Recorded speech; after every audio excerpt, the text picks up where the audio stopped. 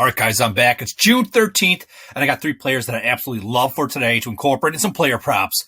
But before we do, let's recap yesterday. Well, it started off great as Suzuki singled his first at bat, and he followed up with a home run. And I'm like, yes, this is awesome, man.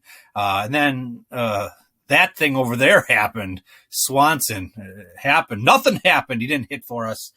You're off the table. I'm never playing you again. What the hell was I ever trusting someone batting in the seventh spot of the order?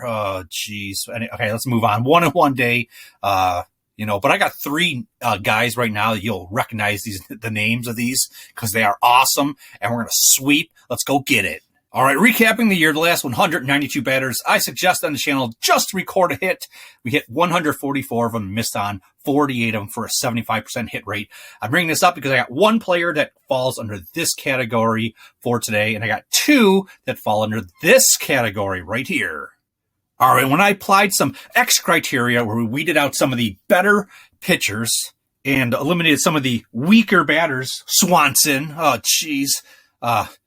he didn't get weeded out, but maybe I got to relook that. But anyways, of the 97 times since I went to this new criteria where I applied that extra stuff, we hit 80 batters correctly to record a hit and missed just 17 of them where they did not hit. So I got two players that fall under this category right here for today. Let's get right to them.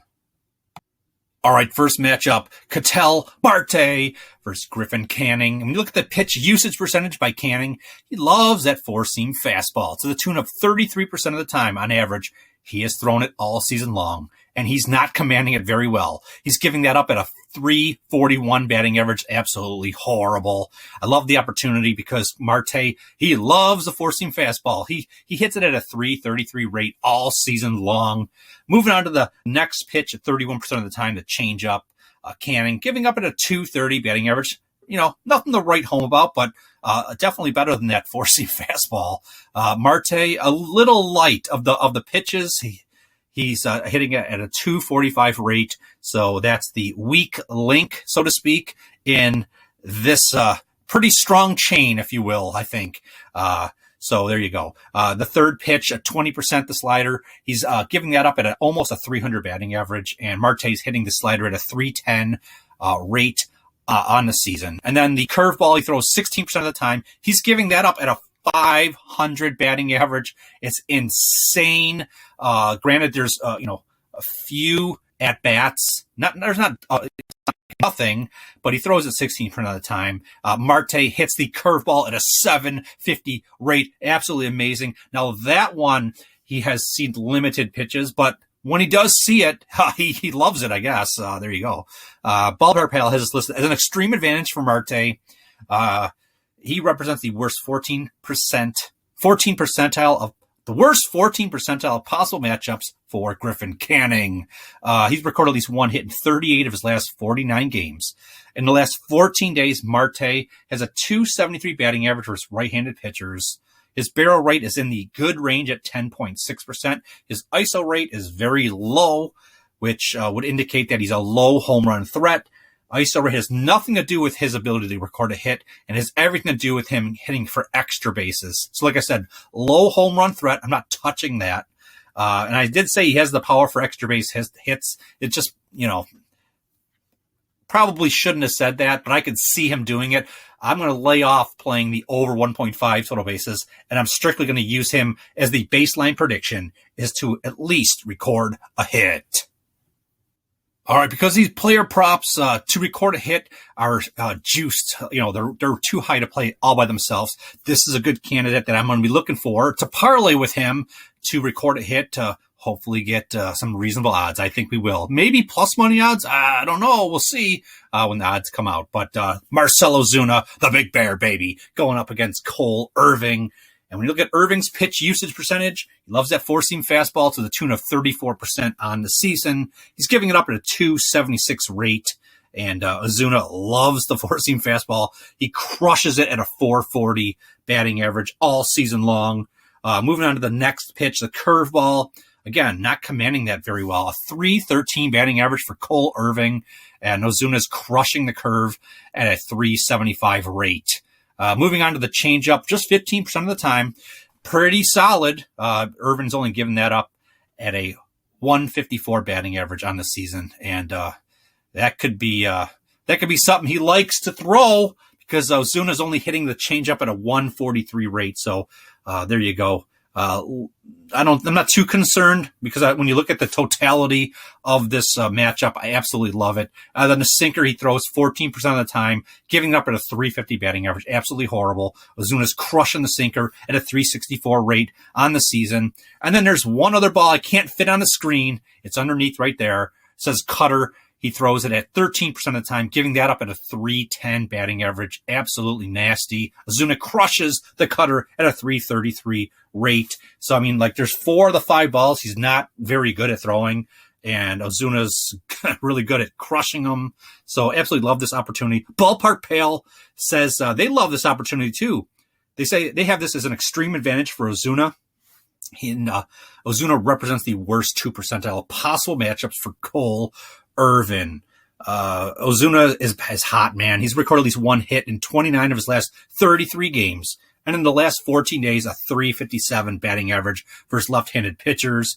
His barrel rate is in the elite range. His ISO rate is non-existent against left-handed batters, which has been like that all season long. So when you think of Marcell Ozuna, you think of, there's a potential for home runs every day with him. Well, this one I'm going to say is a low home run threat. He just does not hit for any power against left-handed batters. Like I said, it has nothing to do with him just to record a hit. So that's what the baseline prediction is. It's for him just to record a hit. And I'd stay away, even though I have on the screen there has the power for extra bases, because he does, in a general sense. Maybe we're going to stay away from the over 1.5 type of bet in this game, just because, like I said, his ISO rate is too low. And there you go. So I may parlay Ozuna with Marte as a good option for me to use both these players, as both of these players fall under that category that is hitting at 82.5% winners on the season. So I absolutely love the opportunity with these two. And I got one more play, and this one qualifies under the 75% hit rate. Still pretty good. Not as good, though, as the other two. So let's get right to it. All right, last matchup, Adley Rutschman versus Ronaldo Lopez. And when you look at Lopez's pitch usage percentage, oh, man, the four-seam fastball, he throws at a 58% rate on the season. A one-ball pitcher, no. The majority of them are the four-seam fastball, and he's giving it up at almost a 300 batting average. That's not very good. Rutschman hitting it at a 273 rate. Not the elite range that I love, but still a solid. It's a solid number. So moving on to the next pitch, 19% of the time the slider Lopez throws, commanding it very well. Under a sub 100 batting average against on that pitch. But he, for some reason, only throws it 19% of the time, and I'm all for it. Don't do any more than that. Rutschman, he hits that at a 333, so that'll be an interesting pitch to see, how that battle goes. Moving on, 18% the curveball, throwing that again pretty solid at a 200 rate. Rutschman crushing the curve at a 417. What's going to give on this pitch? And then moving on to the changeup, I mean, it's 5% of the time, so it really doesn't weight much into, the total picture in my estimation. Ballpark Pal has listed as an extreme advantage for Rutschman. He represents the worst 14 percentile of possible matchups for Lopez. When you look at Rutschman all season long, he has been hot like the whole season, the majority of the season. He's recorded at least 1 hit in 44 of his last 51 games. In his last 14 days, he's got a 278 batting average versus right-handed pitchers. His barrel rate is just knocking on the door to the good range. His ISO rate is a little light, so we're going to say low home run threat. Again, I have the power for extra base. I could see him doing it, but I'm not going to play it. I don't want to play it. The baseline prediction, like always, is just to record a hit. So those are the 3 plays I have for today. So there you go. Use them in any way, shape, or form that you like to bet. And that's about it. And hit that like button, subscribe, and I'll talk to you guys tomorrow.